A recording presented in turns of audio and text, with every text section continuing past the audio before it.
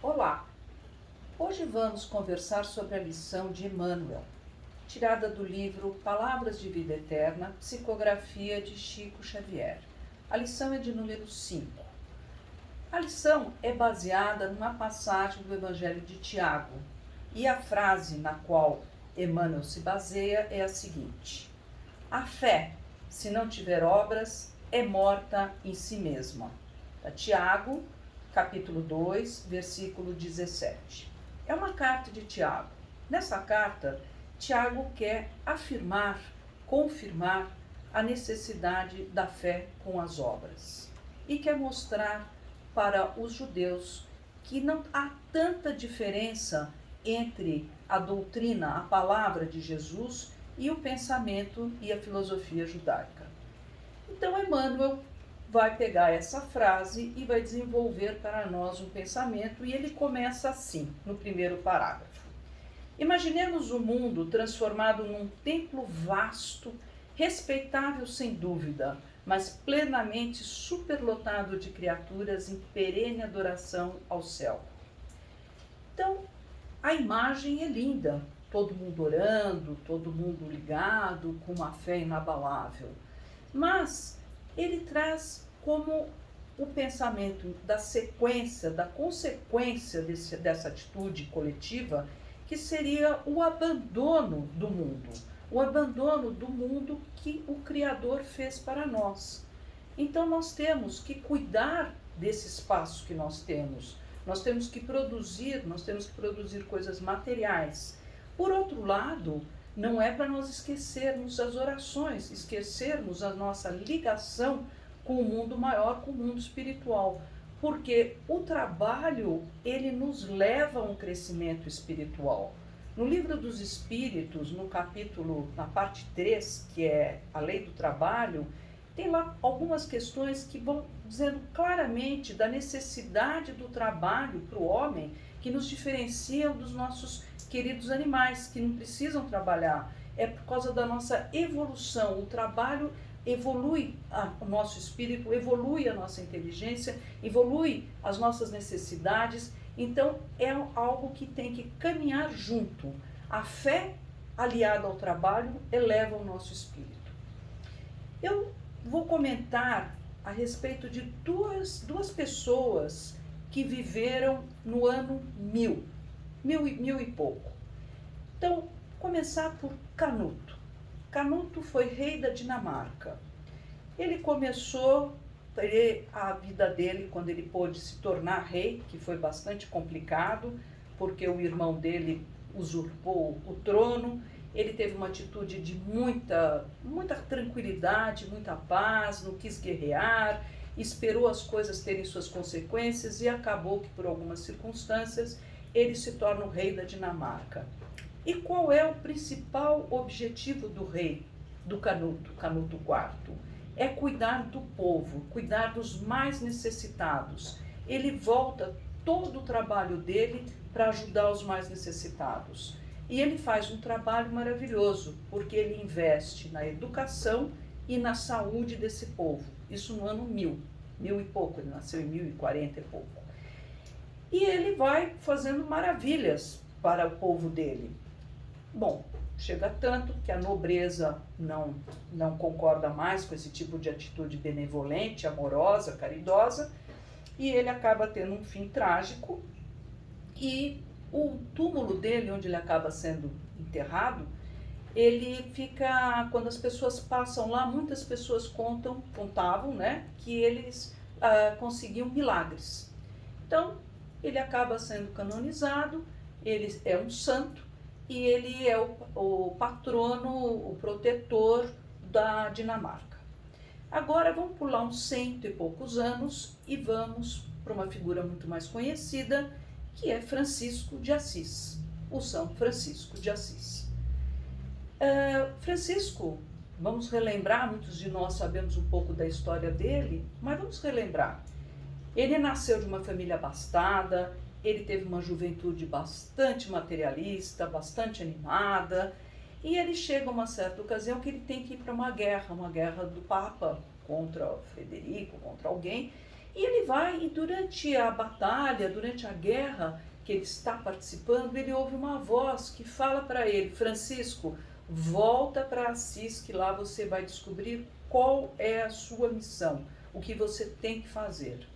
E ele consegue voltar. Chegando em Assis, ele tem uma visão e é uma igreja que está abandonada, aonde ele precisa ajudar essa igreja a ser reconstruída. Ele vai até a loja do pai. O pai era um comerciante de tecidos, tecidos finos, tecidos vindo de outros lugares importantes, provavelmente do Oriente, e ele pega tecidos caros e vai e vende por qualquer coisa, porque ele precisava do dinheiro. Pega esse dinheiro, passa para o padre e vão reformar a igreja. O pai fica sabendo, condena totalmente, fica muito aborrecido com a atitude, sente-se roubado e vai tomar satisfação de Francisco. Francisco tira toda a sua roupa, tira tudo que tem e entrega ao pai e abdica da sua herança bem volumosa. Então, aqui tem toda uma metáfora, né? Tirar a roupa, ele se despe totalmente das coisas materiais e vai viver para servir a Deus, vai viver para seguir Jesus. Ele vai reviver a forma que Jesus viveu. E ele forma uma ordem, porque ele passa a ter seguidores, logo vão ter muitos seguidores, e esses seguidores formam a ordem dos frades menores. Ele vai cuidar dos leprosos, ele vai para as cruzadas, ele vai levar a palavra de Jesus, ele vai mostrar uma forma de viver, ele cuida de todos. Ele, voltando à lição aqui do Emmanuel, ele compreende a necessidade de cuidar do mundo que o Criador nos deu. Ele passa a ser o que nós hoje em dia chamamos de ecologista. Ele cuida da natureza, ele mostra a importância dos animais, a importância da natureza.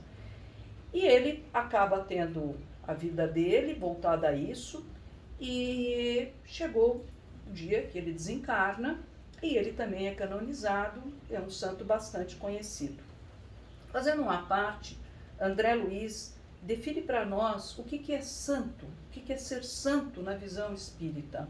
Os santos nós poderíamos entender dentro dessa ótica que André traz, que são os nossos são socorristas, são espíritos extremamente elevados, especiais, que vêm com uma missão para a Terra e cumprem a missão para a Terra, uma missão um pouco mais elaborada, uma missão que é de acordo com a evolução espiritual desses socorristas, desses espíritos que podem se tornar santos.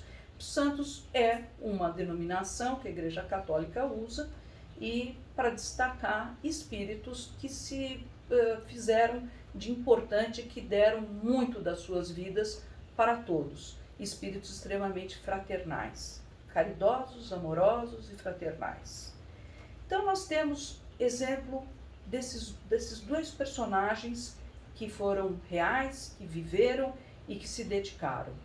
Agora, vamos pensar em nós. Primeiro vamos pensar no século XX, temos um monte. Vamos começar fazendo uma breve homenagem ao próprio Chico Xavier, né, que daria uma nova palestra para nós falarmos sobre a dedicação amorosa que ele teve para a evolução espiritual de todo mundo e para as obras que ele fez. Então, as obras, agora vamos passar para nós, porque aqui vamos poder estar pensando assim: bom, não sou santo, não sou rei, não sou médium como o Chico Xavier. O que eu faço das minhas obras? O que eu posso fazer? Como é que eu percebo o que eu posso fazer em prol da humanidade? O que eu posso fazer em prol do meu próximo? O que eu faço? Como eu uso a lição, as palavras, a vivência que Jesus teve? Jesus é o nosso primeiro modelo.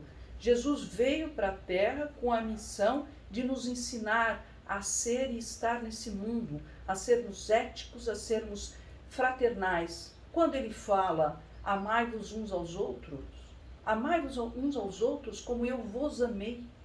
Então, é uma forma totalmente incondicional, é algo espontâneo que vai brotar de dentro de cada um de nós e que vai ser colocado amorosamente para todos.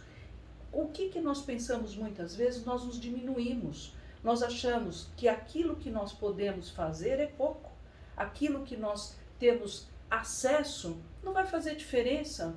Tudo faz diferença. Qualquer coisa faz diferença. Qualquer coisa que vai desde um sorriso, desde uma pequena palavra, desde um pequeno gesto.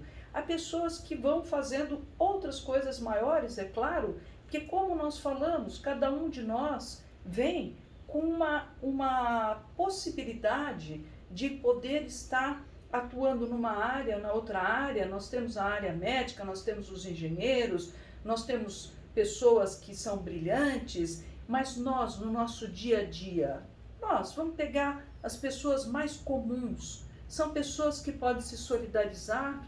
Muitas pessoas contam que saibam de pessoas que estão precisando de alimento. Elas próprias não têm recursos suficientes, mas elas podem acionar uma rede de amigos, às vezes é pequena ou é grande, e cada um compra 1 litro de leite, compra um pão, compra isso. Isso é uma obra. Isso é uma obra como Jesus nos ensina. Vamos pensar na parábola aonde tem aquela viúva que está sem nada. É uma viúva muito pobre, com filhos, mas ela vai ouvir a palavra e ela chega lá na hora do donativo. O que ela faz? Ela abre a bolsa dela, conta as poucas moedas que ela tem e ela vai repartir, porque ela acredita sim que tem alguém que ainda está precisando mais do que ela, e ela reparte. E esse valor desse ato é enorme. Não é para nós falarmos, isso é melhor que alguma coisa. Aqui não vamos pôr juízos de valores. Não tem melhor, não tem pior. A proposta da lição é justamente que nós tenhamos essa dimensão de que tudo é importante, porque nós estamos entrelaçados na nossa melhora espiritual, que é uma melhora pessoal, aonde proporciona uma melhora coletiva e é uma melhora para o nosso planeta, né? Se nós pensarmos nas nossas reencarnações, nós precisamos imaginar que esse mundo, nós somos responsáveis por esse mundo. Nós somos responsáveis em deixar esse mundo melhor para os que vão vir. E nós também vamos vir novamente. Então, tudo isso é para trazer como nós podemos pensar em fazer as obras. O que é obra, então? Nós vimos tanto em Canuto, como em Francisco, como vimos em Chico, como vimos lá atrás com o próprio Tiago, que traz essa carta, que ainda é uma carta que nós estamos estudando hoje, a importância dele ter escrito, da nossa viúva, como foi importante, e nós, como que chegamos à conclusão que obra é toda a atitude que nós tomarmos e colocarmos em prática, toda atitude que tiver amor, caridade e fraternidade. Nós estamos fazendo uma obra de Jesus. Obrigada.